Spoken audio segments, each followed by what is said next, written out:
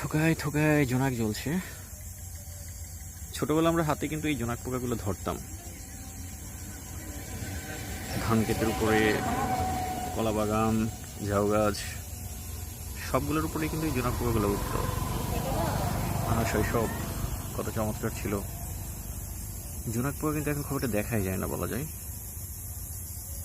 আমরা ধরে বাসায় নিয়ে রাখতাম। অনেকে বলতো যে জোনাক পোকা ধরলে নাকি